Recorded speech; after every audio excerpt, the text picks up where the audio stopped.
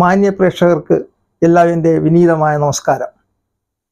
ഞാനിന്ന് ഈ അധ്യായത്തിൽ അവതരിപ്പിക്കുന്നത് മലയാളത്തിലെ ഡ്രീം ഗേൾ എന്നറിയപ്പെടുന്ന ഒരു നടിയെക്കുറിച്ചാണ്. വിജയശ്രീ. മലയാളത്തിൽ ഒരു കാലത്ത് ഏറെ ശ്രദ്ധിക്കപ്പെട്ട ഒരു നായിക നടിയായിരുന്നു വിജയശ്രീ. അജിത് കുമാർ ബ്ലോഗ്സിലേക്ക് എല്ലാ മാന്യ പ്രേക്ഷകർക്കും ഒരിക്കൽ കൂടി സ്വാഗതം.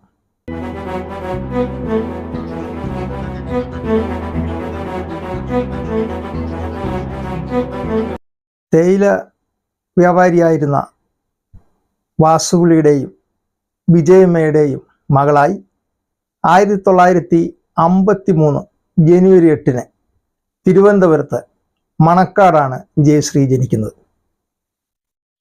പഠിക്കുന്ന കാലത്ത് തന്നെ കലാപ്രവർത്തനങ്ങളിൽ ഇടപെടുമായിരുന്നു. അങ്ങനെ യൂത്ത് ഫെസ്റ്റിവലിലും മറ്റു കാര്യങ്ങളിലുമൊക്കെ നാടകത്തിലൊക്കെ അഭിനയിക്കുമായിരുന്നു. ചെറുപ്പത്തിൽ തന്നെ ഗുരു ഗോപിനാഥിൻ്റെ കീഴിൽ നൃത്തം അഭ്യസിച്ചിരുന്നു. അപ്പോൾ വിജയശ്രീയുടെ അമ്മ വിജയമ്മയ്ക്കും നടിയാകണമെന്ന് പണ്ടേ ആഗ്രഹമുണ്ടായിരുന്നു. പക്ഷേ അത് സഫലീകൃതമായില്ല. തിക്കുറിശി സുകുമാരൻ നായരുടെ കുടുംബ സുഹൃത്താണിവർ. അങ്ങനെ തിക്കുറിശി മുഖാന്തരം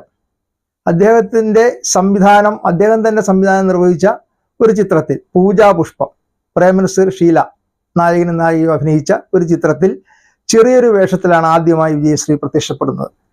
അതായത് നസീറിൻ്റെ സഹോദരിയുടെ വേഷമായിരുന്നു. പൂജാപുഷ്പം വലിയ ഹിറ്റായ ചിത്രമായിരുന്നു. നല്ല നല്ല ഗാനങ്ങളുള്ള ചിത്രമായിരുന്നു. അതോടെ വിജയശ്രീക്ക് ചെറിയ ചെറിയ അവസരങ്ങൾ വന്നു തുടങ്ങി. പക്ഷേ അതിനു മുമ്പ് ഒരു ചെറിയ തമിഴ് ചിത്രത്തിൽ ചെറിയൊരു വേഷം ചെയ്തിരുന്നു, ജമിനി ഗണേശൻ്റെ കൂടെ, ചിത്തി എന്ന ചിത്രത്തിൽ.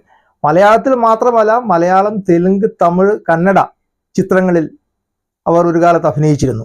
ഏകദേശം 150ഓളം ചിത്രങ്ങൾ അവർ ചെയ്തിട്ടുണ്ട്. അതിൽ 40 ചിത്രങ്ങൾ മലയാളത്തിലുണ്ട്. ഈ 40 ചിത്രങ്ങളിൽ 30 ചിത്രങ്ങളിലും നായകൻ പ്രേംനസീർ ആയിരുന്നു എന്നുള്ളത് വളരെ ശ്രദ്ധേയമായ കാര്യമാണ്. 1970 പുറത്തിറങ്ങിയ ചിത്രമാണ് രക്തപുഷ്പം. ഒട്ടേറെ നല്ല ഗാനങ്ങളുള്ള ചിത്രം, ശ്രീകുമാർ എന്ന വീട് രചനയിൽ. അതിൽ റാണി എന്ന കഥാപാത്രത്തെയാണ് വിജയശ്രീ അവതരിപ്പിച്ചത്. ആദ്യ ചിത്രത്തിൽ സഹോദരിയായിട്ട് അഭിനയിച്ചെങ്കിൽ മൂന്നാമത്തെ ചിത്രമായ രക്തപുഷ്പത്തിൽ പ്രേംനസീറിൻ്റെ നായികയായിട്ടാണ് അഭിനയിച്ചത്. അത് വളരെ ഗംഭീരമായ വിജയമായ ചിത്രം. അതിലെ ഒരു ഗാനരംഗം ആ ചിത്രം കണ്ട ആരും മറക്കില്ല. സിന്ദൂര പൊട്ടുതൊട്ട് എന്ന് തുടങ്ങുന്ന യേശുദാസ് പാടിയ ഗാനം. ആ സമയത്ത് നസീറിനോടൊപ്പം നൃത്തം ചെയ്താണ് വിജയശ്രീ അഭിനയിച്ചിരിക്കുന്നത്. തന്മയത്വമായ അഭിനയം, അതിഭാവുകത്വമില്ല. അതാണ് വിജയശ്രീക്ക് മറ്റുള്ളവരിൽ നിന്നും വ്യത്യസ്തത ഞാൻ കാണുന്നത്. അതുതന്നെയല്ല, ആ സ്ക്രീനിൽ വന്നാൽ ഒരു ആകർഷണീയത തോന്നിയിരുന്നു. അതായിരുന്നു വിജയശ്രീക്ക് മറ്റു നടികളിൽ നിന്നും വ്യത്യസ്തത ആയിട്ട് എനിക്ക് തോന്നിയിട്ടുള്ളത്. 1970 പുറത്തിറങ്ങിയ ഉദയനൻ്റെ മകൻ കുഞ്ചാക്കോ സംവിധാനം ചെയ്ത ചിത്രമായിരുന്നു. പ്രസ്തുത ചിത്രത്തിൽ സത്യനോടൊപ്പമാണ് അഭിനയിച്ചത്. സത്യൻ്റെ ഭാര്യ കുങ്കിയുടെ വേഷമായിരുന്നു ആ ചിത്രത്തിൽ. വിജയശ്രീയുടെ ആദ്യ വടക്കംപാട്ട് ചിത്രമായിരുന്നു അത്. അതിലും നല്ല പെർഫോമൻസാണ് കാഴ്ചവെച്ചിരിക്കുന്നത്. അതിൽ പെട്ടെന്ന് ഞാൻ ഓർക്കുന്നത് ആ കദളി വരങ്ങൾക്കരികിലല്ലോ കടത്തനാടൻ കളരി, ആ പാട്ടുരംഗമാണ്. അതിഭാവുത്വമില്ലാതെ വളരെ മിഴിവോടെ ഭംഗിയായി അവതരിപ്പിച്ചു. ആ ഗാനം ഇന്നും ജനങ്ങളുടെ ഇടയിൽ ശ്രദ്ധയാകർഷിച്ചതാണ്. സത്യനോടൊപ്പം 2 ചിത്രങ്ങളിൽ അഭിനയിച്ചിട്ടുള്ളൂ. ദത്തുപുത്രൻ എന്ന ചിത്രത്തിൽ ഒരു നർത്തകിയുടെ വേഷം. പക്ഷെ അതിൽ ഇവർ തമ്മിൽ ഒന്നിച്ചുള്ള സീനില്ല. മധുവിനോടും രാഘവനോടും വിൻസെന്റിനോടും ഒപ്പം ഏതാനും ചിത്രങ്ങളിൽ അഭിനയിച്ചിട്ടുണ്ട്. 1972 പുറത്തിറങ്ങിയ പ്രൊഫസർ എന്ന ചിത്രം വളരെ വിജയിച്ച ചിത്രമാണ്. നീലയുടെ ബാനറിൽ സുബ്രഹ്മണ്യം സംവിധാനം ചെയ്തു. ആ ചിത്രത്തിൽ മായാദേവി എന്ന കഥാപാത്രമായ അക്ഷരാർത്ഥത്തിൽ അവർ ജീവിക്കുകയായിരുന്നു. ഒരു നർത്തകിയായിട്ടാണ് അഭിനയിച്ചിരിക്കുന്നത്. പ്രൊഫസറിനെ പറ്റി പറയുമ്പോൾ ആ ചിത്രത്തിൽ ജമിനി ഗണേശനാണ് അഭിനയിച്ചത്. പക്ഷേ സത്യനെയാണ് ആദ്യം ആ ചിത്രത്തിൽ തീരുമാനിച്ചിരുന്നത്. അപ്പോൾ വിജയശ്രീക്ക് ഒരു ആഗ്രഹം ഉണ്ടായിരുന്നു സത്യൻ മാഷോടൊപ്പം ഒരു മുഴുനീള ചിത്രത്തിൽ അഭിനയിക്കണമെന്ന്. സത്യനെ ബുക്ക് ചെയ്തതുമാണ്. നിർഭാഗ്യവശാൽ അദ്ദേഹം മരിച്ചുപോയതുകൊണ്ടാണ് ജമിനി ഗണേശൻ ആ വേഷം കിട്ടിയത്. അങ്ങനെ ആ ചിത്രം വളരെ ഹിറ്റായി. ആ ചിത്രം കൂടി വന്നതോടെ വിജയശ്രീ വീണ്ടും ഉയരങ്ങളിലൊക്കെ എത്തി. 1973 പുറത്തിറങ്ങിയ പത്മവ്യൂഹം വളരെ വിജയിച്ച ഒരു ചിത്രമാണ്. അതിൽ ഇരട്ട വേഷത്തിലാണ് അഭിനയിച്ചത്. വിജയശ്രീയുടെ ഏക ഇരട്ടവേഷമുള്ള ചിത്രമായിരുന്നു അത്. അതിൽ ജയയായും റാണിയായും, ഒന്ന് തൻ്റെ ഇടക്കാരിയായി, ഒന്ന് പാവമായും അഭിനയിച്ചു. അതിൽ ഒന്ന് ജോഡി വിൻസെൻ്റിൻ്റെ ആയിരുന്നു, ഒന്ന് പ്രേംനസീറിൻ്റെയും.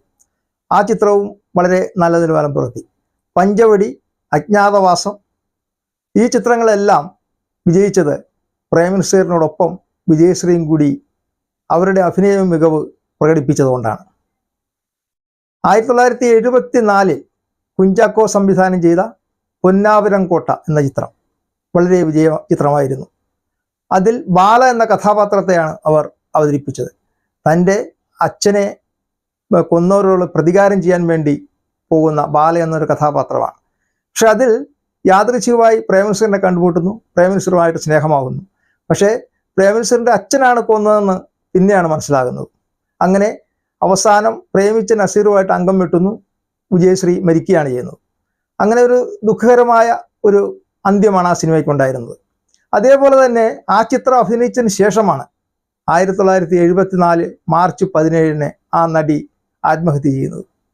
ഏകദേശം 5 വർഷമാണ് മലയാള സിനിമയിൽ വിജയശ്രീ ഉണ്ടായിരുന്നത്. പക്ഷേ ആ 5 വർഷം കൊണ്ട് അവർ 40ഓളം ചിത്രങ്ങൾ മലയാളത്തിൽ തന്നെ അഭിനയിച്ചു. അതെല്ലാം ഒന്നിനൊന്ന് മെച്ചപ്പെട്ടതുമായിരുന്നു. മലയാള സിനിമയുടെ ചരിത്രത്തിൽ വിജയശ്രീയെ നമുക്ക് മറക്കാൻ പറ്റില്ല.